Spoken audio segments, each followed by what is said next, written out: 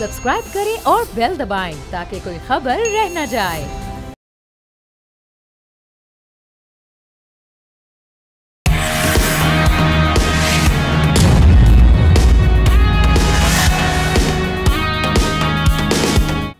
अस्सलामुअलैकुम नाजरीन, आप देख रहे हैं न्यूज़ पंच। मैं हूं आमना खटाना। अमेरिका के 9 मुंतखब सदर आज दूसरी मुद्दत सदारत का हल्फ उठाएंगे। अमेरिका सुपर पावर वो मुल्क जहां से जारी होने वाले एक बयान की हलचल पूरी दुनिया में नजर आती है, जिसके इलेक्शन पर दुनिया की नज़रें होती हैं और इलेक्शन का असर भी तकरीबन दुनिया के हर मुल्क की मईशत पर पड़ता है। जिस दिन डोनाल्ड ट्रंप इलेक्शन जीते उसी दिन बिटकॉइन तारीख की बुलंद तरीन सतह पर पहुंच गया और ईरानी करेंसी तारीख की कम तरीन सतह पर आ गई। जापान की स्टॉक एक्सचेंज में बेहतरी आई और चीनी स्टॉक में मनफी रुझान देखा गया। यूरोप की स्टॉक एक्सचेंजेस में मिला जुला रुझान रहा, लेकिन मैक्सिकन करेंसी 2 साल की कम तरीन सतह पर आ गई। अमरीकी स्टॉक एक्सचेंज में बेहतरी आई, अमरीकी डॉलर मजबूत हुआ।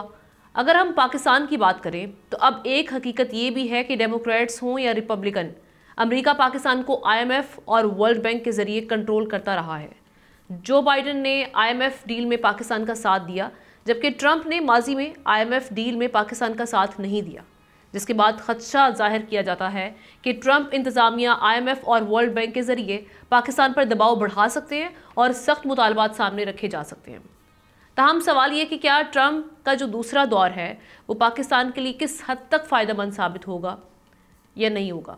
2021 में जहां पाकिस्तान ने अमेरिका और तालिबान के दरमियान मुज़ाकरात में अहम किरदार अदा किया, उसी दौरान अफ़गानिस्तान ने यकदम अमरीकी इनखला ने दोनों ममालिक के ताल्लुकात के मुस्तकबिल के बारे में कई सवालात छोड़ दिए। अमेरिका और इंडिया के ताल्लुकात एक अहम अंसर हैं। ट्रंप की पहली सदारत के दौरान अमेरिका और इंडिया के दरमियान कुर्बत देखी गई, जो चाइना के बढ़ते हुए असर व रसूख का मुकाबला करने की कोशिश के दौरान ज़्यादा मजबूत हुई। उस वक्त पाकिस्तान के बुनियादी माशी आशारिये बेहतर हैं। अगर इस वक्त की बात की जाए, शरह सूद में कमी हो रही है, डॉलर मुस्तहकम हो रहा है। अक्टूबर में 3 अरब डॉलर से ज़्यादा तरसीलात ज़र मौसूल हुई हैं, जो कि पाकिस्तानी तारीख में माह अक्टूबर की सबसे बड़ी तरसीलात है। लेकिन यहाँ पर सवाल ये कि डोनाल्ड ट्रंप का दूसरा दौर सदारत पाकिस्तानी मईशत के लिए आएगा। इस हवाले से हम देख रहे हैं ट्रंप की जीत के बाद वज़ीर आज़म जो हैं वो इस हवाले से बात भी कर चुके हैं और दूसरी बार सदर मुंतखब होने पर उनको मुबारकबाद देते हुए इस अज़म का इजहार वज़ीर आज़म पाकिस्तान ने किया कि वो पाक अमरीका ताल्लुकात को मज़ीद मजबूत और वसी करने के लिए नई अमरीकी इंतज़ामिया के साथ मिलकर काम करने के मुंतज़र हैं। लेकिन हमारे ये जो ताल्लुकात हैं ये माशी लिहाज से तो हम डिस्कस करेंगे आज के इस सेगमेंट में। इसके साथ साथ अमेरिका के साथ हम बाकी ताल्लुकात को किस तरह से आगे लेकर चल सकते हैं, क्योंकि इसकी भी एक तारीख रही है। और इसके साथ साथ हम जो देख रहे हैं कि इंटरनेशनली क्या क्या चेंजेस देखेंगे हम, मिडल ईस्ट के ख़ास तौर पे जो हालात हैं वो किस तरह से बदलते हुए हम देखेंगे, क्योंकि अभी जो पीस डील है उसके मामलात भी बात हुई। लेकिन आगाज़ करेंगे हम अपनी पाकिस्तानी मईशत के हवाले से।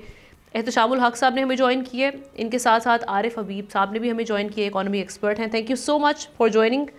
आरिफ साहब, सबसे पहले आप ही की जानिब आ रहे हैं, कैसे देख रहे हैं आप ट्रंप का जो दूसरा दौर इक़्तिदार है पाकिस्तानी मईशत के लिए किस हद तक बेहतर होगा? आई थिंक ये जब ये जो बातें हो रही हैं कि यूक्रेन रशिया का मसला जो है वो हल हो जाएगा, और पर्टिकुलरली अब ये जो है हमास और लबनान का मसला भी जो है वो हल हो गया है, तो आई थिंक उससे तो जो है वो ओवरऑल जो है मैं समझता हूँ कि बेहतरी आएगी। और फिर ये चाइना के साथ भी जो है उनके मामला हैं। अगर चाइना पे वो ये कहते हैं कि कोई हम फर्दर जो है वो कोई ड्यूटीज़ वगैरह उनको बढ़ाते हैं, तो उसमें फिर आई बिलीव कि पाकिस्तान के लिए कुछ अपॉर्चुनिटीज़ होंगी, जहाँ वो चाइनीज़ अपनी प्रोडक्शन फैसिलिटीज़ को जो है वो पाकिस्तान में रीलोकेट करने को फिर इनकरेज होंगे। तो मामला जो हैं वो मैं समझता हूँ कि जब ये अफगानिस्तान का जो है के मामले के अंदर भी मैं समझता हूँ कि पाकिस्तान की एक अहमियत होगी। अगर USA जो है उसको भी मामला को जो है वहाँ बिल्कुल जो बाकी मामला हैं उनके वो अगर उसको ठीक करने का उन्होंने स्टेप्स लिए, तो आई बिलीव कि कोई पाकिस्तान के लिए न्यूट्रल टू पॉजिटिव जो है वो सिचुएशन नजर आती है। आरिफ साहब, एक और चीज़ भी है ना, जिस तरह से अभी आप बात कर रहे थे चाइना की, اگر چائنا پر ٹیرف بڑھتے ہیں، آپ کہہ رہے ہیں کہ ڈیفینیٹلی پاکستان پہ بھی اس کا امپیکٹ آئے گا، لیکن پاکستان کے کیا ایسے خدشات پائے جاتے ہیں کہ آنے والے دنوں میں پاکستانی پروڈکٹس، جیسے کہ ہماری امریکہ کے ساتھ ہم سمجھا جاتا ہے کہ لارجسٹ ایکسپورٹر ہے پاکستان، تو ہماری پروڈکٹس پہ بھی ٹیرف لگ سکتے ہیں؟ اگر لگیں گے تو وہ کس صورتحال میں لگ سکتے ہیں؟ آپ کیا سمجھتے ہیں؟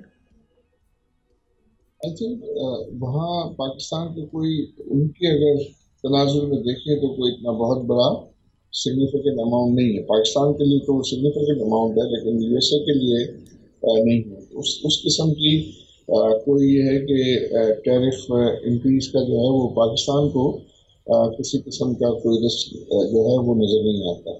البتہ یہ ہے کہ ظاہر وہ انڈیا جو تو یو ایس اے جو ہے وہ یہ دیکھے گا کہ ان کا پارٹنر کو جو ہے پارٹنرشپ ان سے بڑھانے کے لیے کریں گے، چائنا کو جو ہے کنٹین کرنے کے لیے. تو اس حد تک جو ہے وہ دیکھنا ہوگا کہ پولیٹیکلی جو ہے وہ پاکستان کس طرح پلیس ہوتا ہے. بٹ نیٹ بیسس پر آئی بلیو کہ پاکستان ان کے کوئی بہت زیادہ رڈار پہ نہیں ہے، لہٰذا وہ پاکستان کے یہ معاملات جو ہے میں سمجھتا ہوں کہ جس طرح میں نے پہلے کہا کہ یہ نیوٹرل ٹو پازیٹیو نظر آتے ہیں. اور پاکستان کتنی پوٹینشیل آپ دیکھتے ہیں کہ مزید اپنی جو ٹریڈنگ ٹائز ہے ان کو بہتر کر سکتا ہے؟ کن سیکٹرز پر ہم کام کر سکتے ہیں اپنی ایکسپورٹ بڑھانے کے لیے امریکہ کے ساتھ؟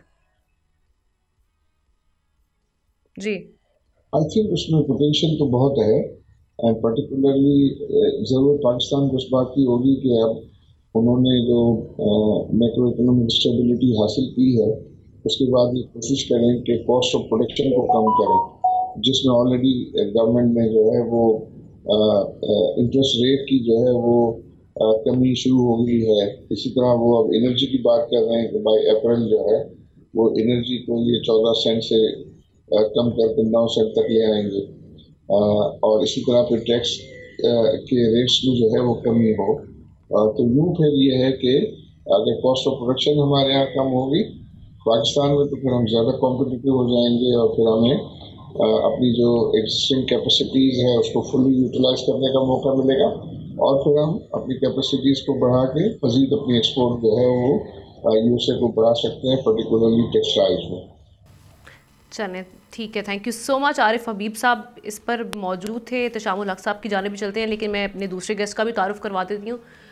ہمیں ڈاکٹر جمیل احمد خان صاحب نے بھی جوائن کیا ہے، جو کہ فارمر ایمبیسڈر ہیں. ان سے بھی تعلقات کے حوالے سے بات کریں گے.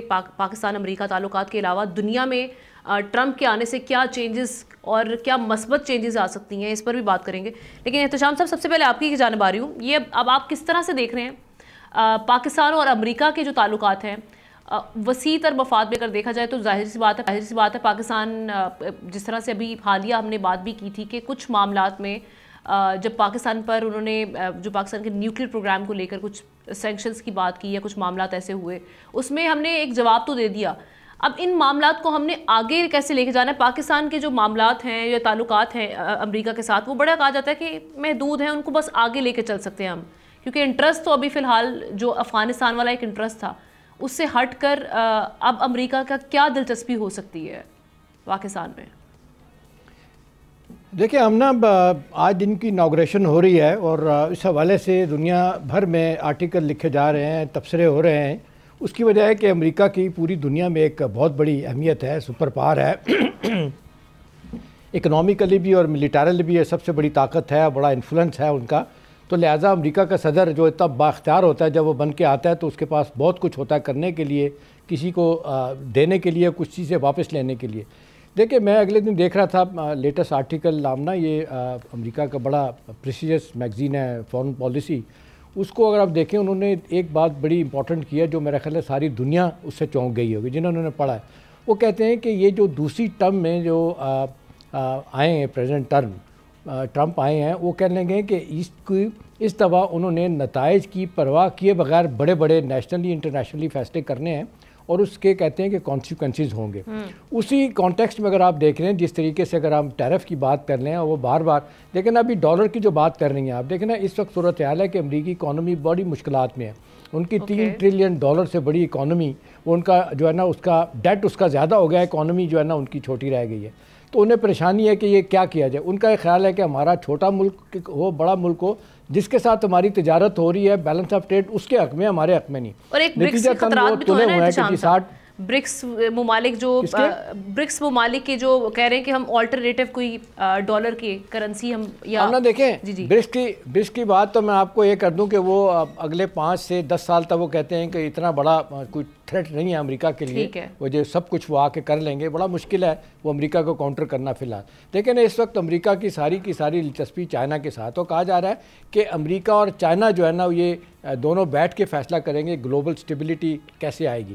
دیکھیں ہمارے کانٹیکسٹ میں جو ہونا ہے نا, ہم نہ دیکھیں جس طریقے سے وہ ٹیرف کی بات کر رہے ہیں بڑھانے کی, 60% انہوں نے چائنا کی بات کی ہے, 10 سے 20% باقی ممالک میں, ہمارے بارے میں 10% کہا جا رہا ہے. اب دوسرے سب جانتے ہیں کہ ہماری 45% ایکسپورٹ جو ہے نا وہ امریکہ کی اور یورپین یونین کی جو ہے وہ ادھر ہے, یورپ میں اور امریکہ میں ہے, اور لہٰذا ہمیں اپنے آپ کو بچا کے چلنا چاہیے. عام طور پہ کہا جا رہا ہے کہ کیونکہ ہمارا کوئی ڈائریکٹ کانفلکٹ نہیں ہے آمنا سیاسی طور پہ, سوائے اس کے کہ جس کا بھی آپ ذکر کر رہے ہیں اس پہ میں بات کرتا ہوں, لہٰذا وہ نہیں جائیں گے کہ آؤٹ آف دی وے جا کے پاکستان کو اس حد تک پریشرائز کریں کہ وہ کہیں کہ جی جیسا آج کل امریکہ کے تھنک ٹینک کہہ رہے ہیں کہ پاکستان کو چائنا کے کیمپ میں مت دھکیلیں. بھلے آپ کے وہ انٹرسٹ سیاسی طور پہ نہیں رہے, ملیٹریلی نہیں افغانستان کے جانے کے بعد, تو یہ آمنا یہ وہ کام ضرور کریں گے. ڈاکٹر صاحب یہ آپ کیسے دیکھ رہے ہیں پاکستان اور امریکہ کے جو تعلقات ہیں ان کو کیسے آگے لے کر جایا جائے گا, اور خاص طور پہ جو ٹرمپ کی ایک پرسنالٹی ہے بڑی انپریڈکٹیبل سی, تو آپ کیا سمجھتے ہیں کہ آگے جا کے تعلقات بہتر ہوں گے یا جو جس طرح سے ہمارے تعلقات چل رہے ہیں انہی کو آگے لے کر جایا جائے گا؟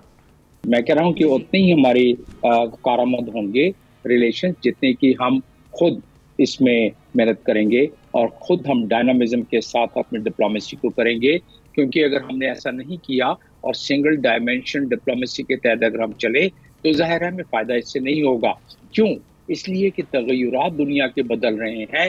ٹرمپ 2 کا جو فیز آ رہا ہے, ٹرمپ 2.0 کا جو فیز ہے, اس میں بالکل یہ بات درست ہے کہ ان کو لوور ہاؤس میں اپر ہاؤس میں بالکل اتنی زیادہ طاقت حاصل ہے کہ وہ جو بل چاہیں منظور کرائیں گے اور جو فیصلے کریں گے. ان کی ایک تو ظاہر ہے امریکہ کی اپنی طاقت ہے, لیکن ان کی دونوں ہاؤسز میں اتنی طاقت ہے ان کو مزاحمت نہیں ملے گی. تو اس لحاظ سے دنیا میں جو بھی تبدیلی لانا چاہتے ہیں, اور اس میں کو تقریباً اپنے کمپین کے دوران انہوں نے اناؤنس کر دیا 3 کلیدی باتیں جو ہم بہت دفعہ ڈسکس کر چکے ہیں. اس میں ایک جو ہے وہ ڈیپورٹیشن کی بات ہے, دوسری جو بھی بات ہو رہی تھی کہ وہ ٹیرف کی بات ہے, اور تیسری ان کے اپنے ملک کا مسئلہ ہے, ایبارشن کی بات ہے. تو یہ 3 چیزیں تو ان کی بڑی ہیں, اور ان کی ٹیم نے ٹرانزیشن ٹیم جو ہے آج رات کے لیے 100 کے قریب ایگزیکٹو آرڈر تیار کر کے رکھے ہیں جو ٹرمپ جن کا ذکر کرتے رہے وہ تیار ہیں. اس میں بہت ساری چیزیں سامنے آئیں گی, اور اس میں president of United States of America کو, یونائٹڈ اسٹیٹس کو یہ اختیار حاصل ہے ان کے کانسٹیٹیوشن کے آرٹیکل 2 سیکشن 1 کے تحت کہ وہ ایگزیکٹو آرڈر کے تحت اپنی بات منوا سکتا ہے, اپنی پالیسی امپلیمنٹ کر سکتا ہے. تو یہ ایزی نہیں لیا جا سکتا. اب رہا سوال کہ اس کا گلوبل جیو پولیٹیکل تناظر میں کیا اثرات ہوں گے. دیکھیے لوگ چپ تو بیٹھے نہیں گے. اس وقت کوئی 2017 کے بعد یہ یونیپولر ورلڈ تو رہا نہیں, 2017 کے بعد یہ ملٹی پولر ورلڈ ہو گیا ہے, چائنا ہے, رشیا اس میں شامل ہے. تو لہٰذا جو باقی قوتیں ہیں وہ بھی تو اپنی قوت دکھلائیں گی. اگر ان کو ان پہ اگر ٹیرف لگے گا تو وہ بھی ٹیرف لگائیں گے. جواباً ٹھیک ہے ان کا مال اتنا اس طرف کم ہو یا زیادہ ہو, لیکن بہرحال ان کو جواباً ایک ریسیپروسٹی کے تحت تو وہ ضرور اس پہ ایک رد عمل دیں گے. اسی طرح یورپ سر جوڑ کے بیٹھا ہوا ہے پورا کہ نیٹو کا کیا بنے گا. پچھلی دفعہ بھی فنڈنگ کم کر دی تھی نیٹو کی, اور وہ کہتے تھے نیٹو کسی کام کا نہیں ہے, یوکرین کی جنگ وہ ختم کروا رہے ہیں, وہ کہتے ہیں نیٹو کی عوام کیوں پیسے دیں نیٹو کو.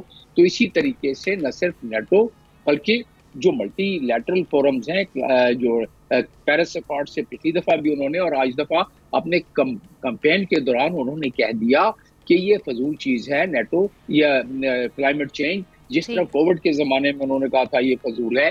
تو اس لحاظ سے ان کے بہت سارے عمل کو دنیا بڑے تذبذب کے ساتھ دیکھ رہی ہے اور اپنی اپنی کنٹینجنسی پلان تیار کر کے بیٹھی ہے. میں نے نہیں سنا کہ پاکستان میں ہم نے کنٹینجنسی پلان بنایا وہ اپنا کس چیز کی روشنی میں. کوئی اتنا راکٹ سائنس تو ہے نہیں. جو وہ کمپین میں پریزیڈنٹ ٹرمپ کہتے آئے ہیں اس کا ان کی ٹیم نے 100 کے قریب ایگزیکٹو آرڈر بنا لیے ہیں، تو اس کو ایک جگہ بیٹھ کے چارٹ بنائیں، ہمارے لوگ بھی دنیا بنا رہی ہے۔ جمیل صاحب اس میں ایک ایلیمنٹ بھی بڑا امپورٹنٹ ہے، اس پہ بھی آپ ضرور تبصرہ کیجئے گا۔ دیکھیں ایک بات تو ماننی ہوگی کہ جس طریقے سے غزہ میں جنگ بند کرائی گئی، یہ غیر روایتی طریقے سے نیو یارک کا ایک برونکس کا رہنے والا بنیرر، وہ جو کوئی سفارتکار نہیں ہے، اسٹیو وٹکوف، وہ جا کے جس طریقے سے نیگوسیشن کرواتا ہے اور وہ جا کے دباؤ ڈال کے نیتن یاہو پہ اس نے سب کچھ کروایا، اور یہ کہہ کے کہ بھی تمہاری اتنی سپورٹ کرنے کے بعد امریکہ خود آئسولیشن کا شکار ہو رہا ہے، therefore you got to do it، جو ہم آپ کو کہہ رہے ہیں۔ تو اس سے لوگ عام طور پہ کہا جا رہا ہے کہ جو وہاں پہ ان کا ایک تیسرا گروپ جو کہتے ہیں ہارڈ لائنر کا ہے، وہ جو کہتے ہیں کہ اپنے ملک کے اندر کرٹکس جو ہے نا ان کے خلاف بھی، پریس کے خلاف بھی، اور جو بھی ان کے مخالفین کو ان کو فکس کرے گا۔ تو آپ کو نہیں لگتا کہ یہ دور اس لحاظ سے ایک بڑا فرائٹننگ اور ٹیریفائنگ ہوگا کہ جو اہداف انہوں نے حاصل کرنے بائی ہک اور کروک وہ ٹرمپ حاصل کریں گے؟ جی خدا جب حسن دیتا ہے نزاکت آ ہی جاتی ہے، جب اتنی طاقت ہو اس طاقت کا اظہار انہوں نے کس طرح کرنا ہے، انہوں نے طاقت کا اظہار تو کرنا ہے۔ اچھا اس کو ذرا ٹیکنیکل طریقے سے دیکھ لیتے ہیں اس بات کو، کیونکہ ٹرمپ جو ہے ڈیفینیٹلی ایک غیر روایتی لیڈر ہے، اور غیر روایتی لیڈر ہونے کے ساتھ ساتھ اتنی بڑی طاقت ان کے ہاتھ میں، لیگلی طور پر انہوں نے اپنے بتا دیا ہے ایف بی آئی کو، انہوں نے 60 آدمیوں کی لسٹ شائع کر دی ہے کہ میں ان کو سیدھا کرتا ہوں۔ ججز کے بارے میں انہوں نے کہہ دیا میں سیدھا کروں گا، اور ہوگا وہ۔ میں آپ کو بتا دوں پچھلی دفعہ بھی جج وہ اپنا سپریم کورٹ کا اپنی مرضی سے لے کے آئے تھے۔ اچھا اسی کیونکہ وہ لیگل اختیار ہے نا ان کا بہت ساری چیزوں میں، تو اسی طریقے سے وہ ڈاؤن سائزنگ کر رہے ہیں اور ان وقت کو اس کام پر لگایا ہوا ہے بہت سارے معاملات پر۔ تو آپ بہت سارے ہچکولے دیکھیں گے، اس کی مزاحمت کریں گے وہ جو ادارے ہیں، وہ یقیناً کریں گے مزاحمت۔ اس میں کوئی تھوڑی سی کیلیبریشن بھی ہو سکتی ہے، جیسے ہم ٹیرف کی بات کر رہے ہیں اس میں بھی کیلیبریشن ہو سکتی ہے، نیگوزیشن آگے جا کے ہو سکتی ہے۔ جس طرح پچھلی دفعہ ٹی پی پی میں ٹرانس پیسیفک پارٹنرشپ میں وہ واک آؤٹ کر گئے، اسی طرح بہت ساری چیزوں سے اس دفعہ بھی ان کا مقصد کیا ہے؟ ان کا مقصد یہ ہے کہ امریکہ کو $35 ٹریلین کا ڈیٹ ہے، قرض ہے، تو وہ کہتے ہیں کہ جی ہم باقی جگہوں پر ٹریلینز آف ڈالر خرچ کر رہے ہیں، یہ ہم خرچ بند کر کے اپنے ملک پہ لگائیں۔ اور دوسرا یہ ہے کہ انہوں نے کل کی اسپیچ میں کیا کہا، انہوں نے کل کی اسپیچ میں باقی چیزوں تو کہیں، ایک سب سے کلیدی چیز جو میں نے نوٹ کی وہ یہ تھی کہ میں تیسری جنگ سے بچانے کے لیے اپنی پوری کوشش کروں گا۔ Thank you so much doctor Jameel صاحب ہمارے ساتھ موجود تھے اس سیگمنٹ کے لیے۔ ایک بریک لیتے ہیں، بس آئیں گے ایک اور اہم سٹوری احتشام صاحب کے ساتھ، ہمیں نئے گیسٹ جوائن کریں گے۔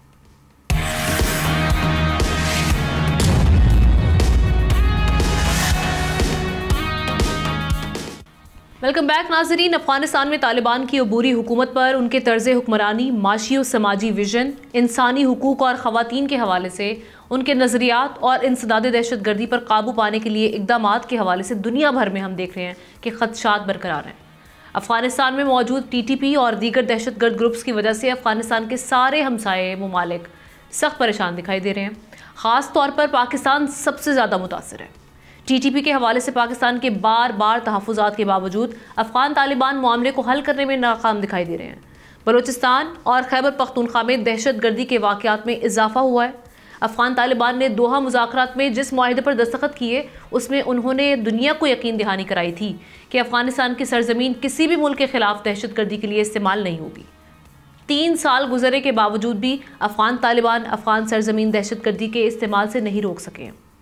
ملکی خبر رساں ادارے کے مطابق افغان طالبان نے پاکستان حکام کے ساتھ بند کمرہ مذاکرات میں اعتراف کر لیا ہے کہ کلدن ٹی ٹی پی کی افغان سرزمین پر موجودگی ایک مسئلہ ہے جسے حل کرنے کی ضرورت ہے، لیکن ساتھ ہی ساتھ افغان حکام نے پاکستان کی ٹی ٹی پی سے نمٹنے کی پالیسی پر اعتراض بھی اٹھا دیا ہے۔ خبر کے مطابق طالبان حکام کی نظر میں ٹی ٹی پی کے ساتھ سختی سے نمٹنے کی پالیسی کام نہیں کرے گی۔ جواب میں پاکستان نے بھی واضح کر دیا کہ مذاکرات کے آپشن استعمال کر چکے ہیں، ان کے مطالبات ناقابل قبول ہیں۔ اس مسئلے کے حل کے لیے کابل کو کافی وقت دے چکے ہیں، لیکن اب آگے اس مسئلے کو پاکستان کیسے دیکھے گا، اس کا حل کیا دکھائی دے رہا ہے، ساتھ ہی ساتھ پاکستان کو اپنا مقدمہ دنیا کے سامنے اس معاملے کو لے کر کس طرح سے رکھنا چاہیے، اور with the help of China Pakistan کیا کر سکتا ہے، کون سے آپشنز استعمال کر سکتا ہے، اس پر ہم بات کریں گے احتشام الحق صاحب کے ساتھ ساتھ ہمیں طاہر خان صاحب نے بھی جوائن کیا ہے۔ احتشام صاحب، سب سے پہلے آپ سے آغاز کرتے ہیں، یہ جو اعتراف کر لینا لیکن ساتھ ہی ساتھ اعتراض بھی اٹھا دینا کہ جی آپ ٹھیک طرح سے کمبیٹ نہیں کر پا رہے ٹی ٹی پی کے ساتھ، اب پاکستان افغانستان والے جو معاملہ ہے جو ہم دیکھ رہے ہیں کہ سیکیورٹی کا، خاص طور پہ 2024 میں ہم نے دیکھا ہے کہ جس طرح سے دہشت گردی پاکستان میں ہوئی ہے افغانستان کی جانب سے، تو اس سے کئی جانبی ہمارے سیکیورٹی کے جو قانون نافذ کرنے والے ادارے ہیں وہ وہاں پہ ہم نے دیکھا انہوں نے کئی جانوں کا نذرانہ پیش کیا. عوام یہاں پر جو ہے وہ اس چیز سے گزر رہی ہے. تو کس طرح سے دیکھ رہے ہیں کہ اس مسئلے کا اب حل کیسے نکالا جائے گا؟ آمنہ اچھی بات ہے کہ پہلی مرتبہ وہ اعتراف کر رہے ہیں، ورنہ تو آپ نے دیکھا اس سے پہلے جب بھی ہمارے جو PDM2 میں فورن منسٹر خواجہ آصف صاحب وہاں گئے تھے افغانستان، تو انہوں نے کہا تھا کہ جی یہاں تو ہے ہی کوئی نہیں. ہم نے ان کو ثبوت دیے کہ 3000 ہارڈنڈ کرمنل جو دہشت گرد ہیں وہ انر نورستان اور قندھار میں بیٹھے ہوئے ہیں، آپ ان کو پروٹیکٹ کر رہے ہیں، وہ کہتے ہیں ہی نہیں جی. اب پہلی دفعہ یہ بات مان رہے ہیں اور پھر بیچ میں یہ بھی کہتے ہیں کہ جی ہاں تھوڑا ٹائم دیں، ہم کو ری لوکیٹ کرتے ہیں، کسی اور جگہ لے کے جاتے ہیں. پھر کہتے ہیں کہ جی اس کے لیے تو ہمیں خاصا پیسہ چاہیے، وہ پیسہ بھی ہمیں دیں. تو پاکستان نے تو آؤٹ آف دی وے جا کے ہم نے سب کچھ کر کے دیکھ لیا، کچھ نہیں ہو رہا. اب سوال جو آپ کر رہی ہیں امپورٹنٹ ہے کہ دیکھیں صورتحال یہ ہے کہ جب یہ اپنا دوحہ معاہدہ ہوا تھا، اس میں 2021 میں ساری چیزیں جب طے ہو گئی تھیں اور امریکہ وہاں سے جا رہا تھا، تو وہاں پہ چائنا نے، رشیا نے، اور اس کے بعد آپ دیکھ لیں سینٹرل ایشین اسٹیٹس، ایران، ترکی، پاکستان، سب نے کہا تھا اور ان کو ایشورنسز دی گئی تھی کہ جی افغانستان کی سرزمین ان ممالک کے خلاف استعمال نہیں ہوگی، انڈرٹیکنگ دی تھی. وہ آپ نے دیکھ لیں اس کے باوجود استعمال ہو رہی ہے. مسئلہ آمنہ دیکھنا دوگلی پالیسی کا ہے. اب اس سارے معاملے میں لوگ کہتے ہیں کہ اللہ کرے کہ بائیڈن پالیسی جو تھی اتنی غلط تھی، دیکھیں نا وہ 45 سے 60 ملین ڈالر، آمنہ یہ میں خبر کے طور پہ شاید آپ سے ذکر پہلے کر چکا ہوں، ہر ہفتے جو ہے نا وہ ان کو دے رہے ہیں. افغانستان کی کرنسی سٹیبل کیوں ہے؟ نہ کوئی ایکسپورٹ ہے، نہ لینا دینا. اسی وجہ ہے کہ کیش ہر ہفتے 45 سے 60 ملین ڈالر ان کو دیا جا رہا ہے. اور اس میں دینے کا مقصد کیا ہے؟ وہ شاید پاکستان کو بھی دباؤ میں رکھنا چاہتے ہیں ہوتا رہے. ہندوستان علیحدہ کر رہا ہے، BLA اور باقی جو آپ نے دیکھ لیں پاکستان کے دشمن ہیں وہ بھی لگے ہوئے ہیں. تو یہ ممالک تو بہرحال ان پہ دباؤ ڈالنے کہ آپ کو یہ چیزیں روکنی ہوگی، کرنا ہوگا ٹھیک، لیکن دوسری طرف ہمارے یہاں بھی لوگ کہتے ہیں کہ نہیں جی بات چیت کی جائے. طاہر خان صاحب، بات چیت تو 3 سال سے بات چیت سے حل نکالنے کی کوشش کی جا رہی تھی، پھر سختی بھی کر کے دیکھ لی، سخت بیانات بھی آئے، کچھ ہم نے دیکھا کہ حملے بھی ہوئے دونوں جانب سے. اب آپ کس طرح سے دیکھ رہے ہیں ان معاملات کو کہ آگے کیا ہمارے پاس آپشنز ہیں؟ کیونکہ ہم نے اپنی جو ابھی دیکھا ہے محمد صادق خان صاحب بھی موجود تھے جو معاشی تعاون بڑھانے کے لیے وہاں پر موجود تھے، خصوصی مندوب ہیں. اب ہوگا کیا آگے؟ ہمارے پاس آپشنز کیا ہیں جن کو ہم یوٹیلائز کر سکتے ہیں؟ بہت شکریہ مجھے دعوت دینے کی. اصل میں آپشنز تو مذاکرات ہی ہیں اور ڈائیلاگ ہی ہیں، باقی تو کوئی راستہ نہیں ہے. آپ نے صادق صاحب کا بتایا، بالکل وہ کابل میں موجود تھے اور ان کی جو 3 میٹنگز ہوئی تھی وزیر خارجہ، وزیر داخلہ اور تجارت کے وزیر کے ساتھ، اور جب نائب وزیر اعظم کے ساتھ ان کی میٹنگ ہو رہی تو پھر اسٹرائک ہو گئے وہاں پہ. تو تھوڑا سا جو اگر آپ ان بیانات کو پڑھیں جو ان ملاقاتوں کے بعد جاری ہوئی تھی کابل سے، تو اس میں ایک امید مطلب ہے کہ ایک ماحول تو مثبت تھا، لیکن بعد میں مجھے نہیں پتا کہ یہاں پر کیا سوچ اس وقت کیا فیصلہ ہوا ہوگا. اس وجہ سے تھوڑا سا وہ جو جتنی بھی چیزیں اس میں حاصل ہو گئی تھی اس میں کافی اہم چیزیں تھیں. اس میں مثلاً ایک جو میری معلومات ہے کہ سیاسی رہنماؤں کا آنا جانا دونوں سائڈ سے اس پہ اتفاق ہوا تھا، بلکہ افغان سفارت خانے نے اس پہ کام بھی شروع کیا ہے.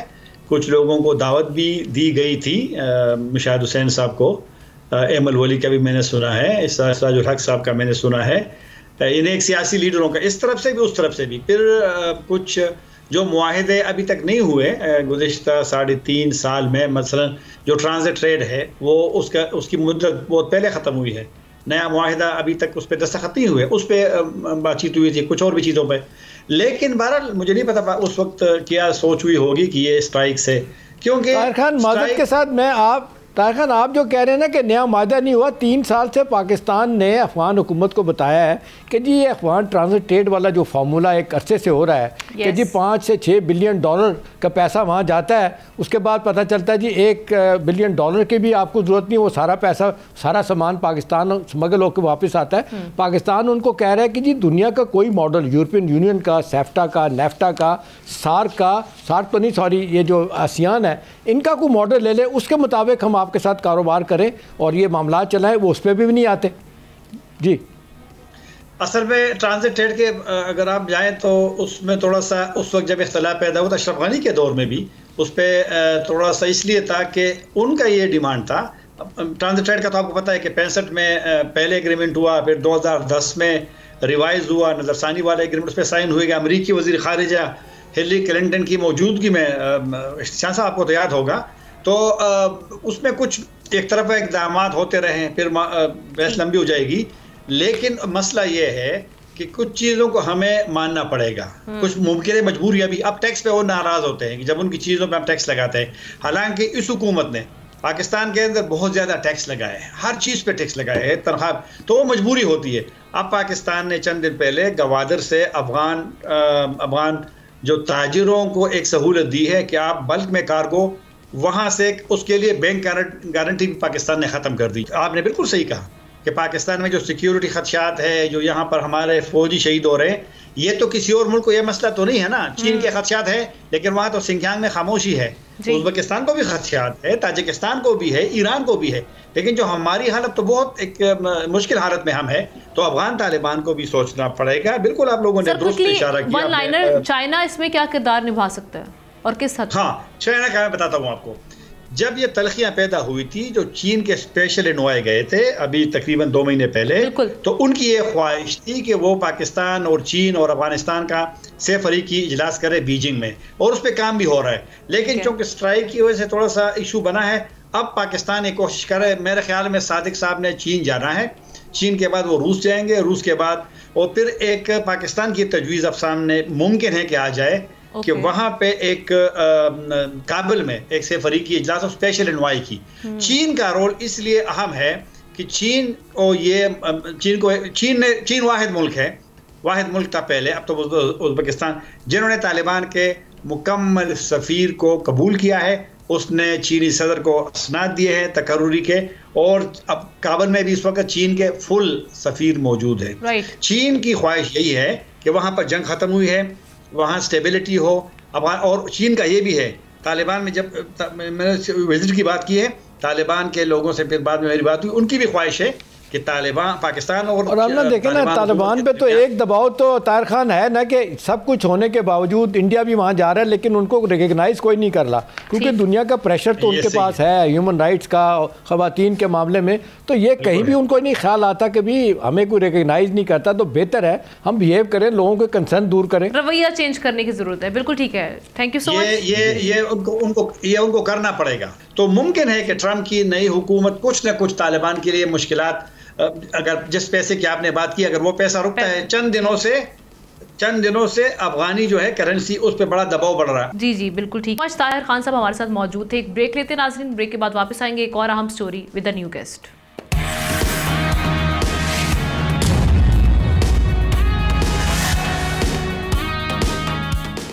Welcome back. رواں مالی سال کے پہلے 6 ماہ میں تنخواہ دار طبقے نے 158 ارب روپے ٹیکس دیا, جو ایکسپورٹرز کے مقابلے میں 248% زائد ہے.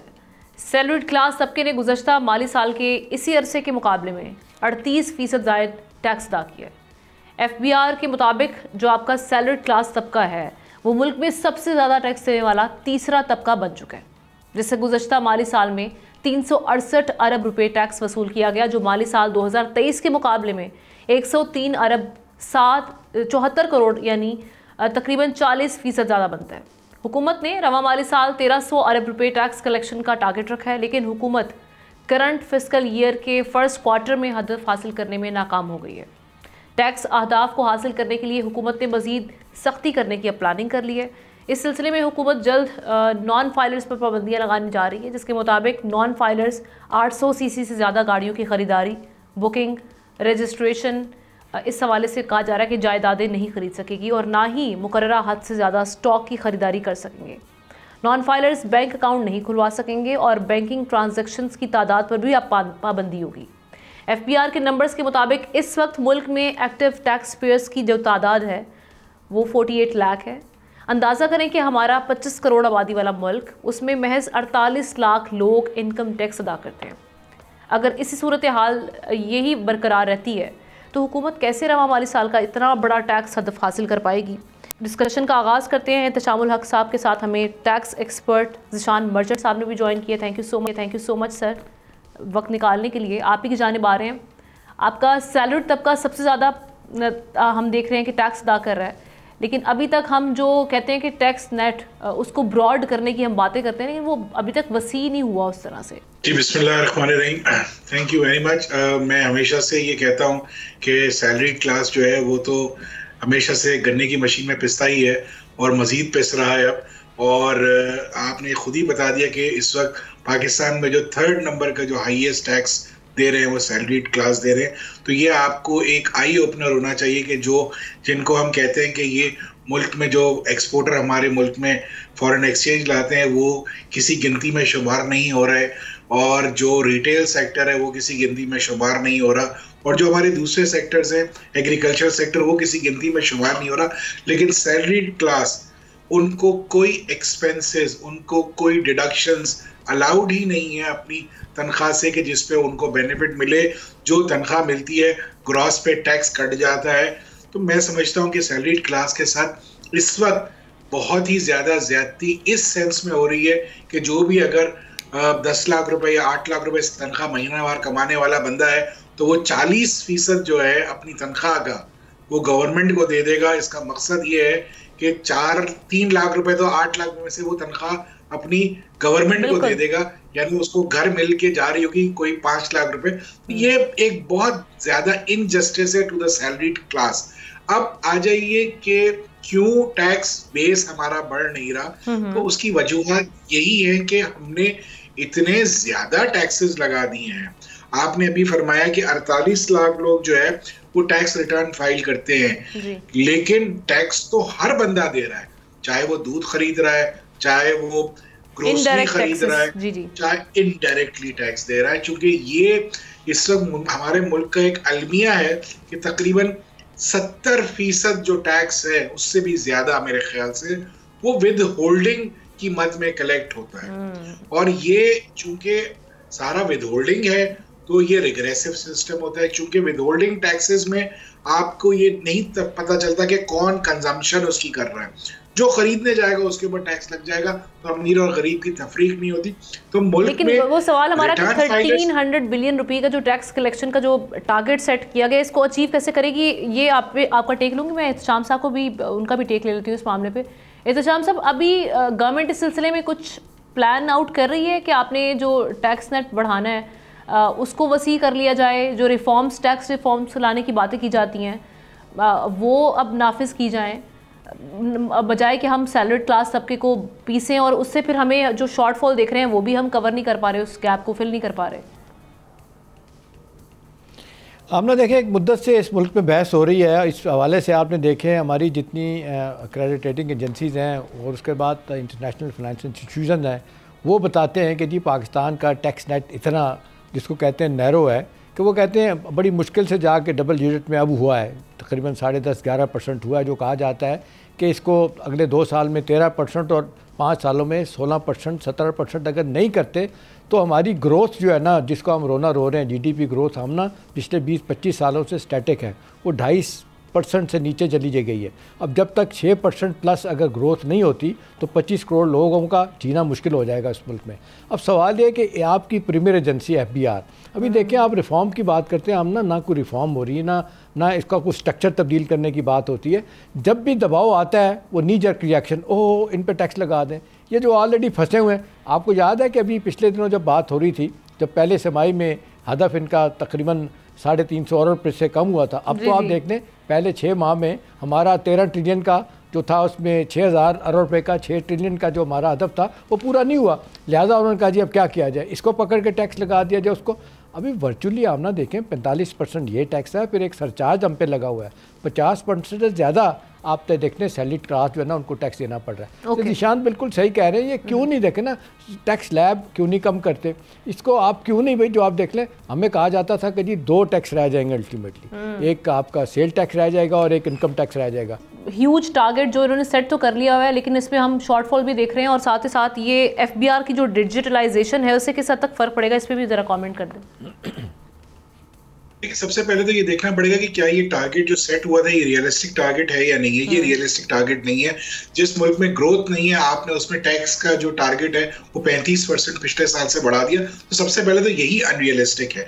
लेकिन उसके बावजूद भी अगर आप ईयर ऑन ईयर कंपैरिजन या मंथ ऑन मंथ कंपैरिजन करें तो एफबीआर ने पिछले साल के मुकाबले में अभी तक जो टैक्स जो अभी हासिल ज्यादा ही है, तो इसका मतलब है कि आपकी जो भी कैपेसिटी है उस तक तो आप जा रहे हैं, लेकिन अनरियलिस्टिक है, difficult to achieve. At the same time ये हाई रेट्स पे नहीं अचीव होगा। आपको out of the box thinking करनी पड़ेगी। आपको जो है लोगों को इन्वेस्टमेंट करेंगे, जब तक इस मुल्क का पहिया नहीं चलेगा तो रेवेन्यू कैसे जनरेट होगा? जब रेवेन्यू जनरेट नहीं होगा तो टैक्स भी कलेक्ट नहीं होगा। Thank you so much Zeeshan merchant साहब और एहतशामुल हक साहब इस हवाले से बात करने के लिए हमारे साथ मौजूद थे। और हम अपनी आखिरी स्टोरी की जानिब बढ़ते हैं। पाक चाइना दोस्ती का मुंह बोलता सबूत, पाकिस्तान के सबसे बड़े गवादर इंटरनेशनल एयरपोर्ट का इफ्तिताह कर दिया गया है, जहां पाकिस्तान इंटरनेशनल एयरलाइंस का तैयारा कराची से 46 मुसाफिरों को लेकर पहली बार लैंड कर गया है। और गवादर आने वाले मुसाफिरों का वज़ीर दिफा ख्वाजा आसिफ, वज़ीर आला बलूचिस्तान सरफराज बुख्ती, DG एयरपोर्ट ज़ीशान सईद समेत दीगर वज़रा और मुसल्लह अफवाज के हुकाम ने इस्तकबाल किया। कहा यह जा रहा है कि ये मनसूबा पाकिस्तान और चाइना की मजबूत दोस्ती का सबूत और सी पैक का एक अहम जुज़्व है, जो इक़्तिसादी तरक्की, इलाकाई राब्तों और अवामी रवाबित को फ़रोग़ बनाया गया है। तो ये आपको हमने इस हवाले से अपडेट भी किया कि जो गवादर एयरपोर्ट था, जिसके हवाले से कहा जा रहा था कि बड़ी ये खुशाइंद बात है एक ऐसी जगह पर जहाँ पर हम देखते रहे हैं कि वसाइल ना होने की वजह से महरूमियों का शिकार है, वहाँ पर इस तरह का होना ये खुशाइंद है। इसके साथ ही हमारे प्रोग्राम का वक्त ख़त्म हो जाता है। आपसे कल मुलाकात करेंगे। अल्लाह हाफ़िज़।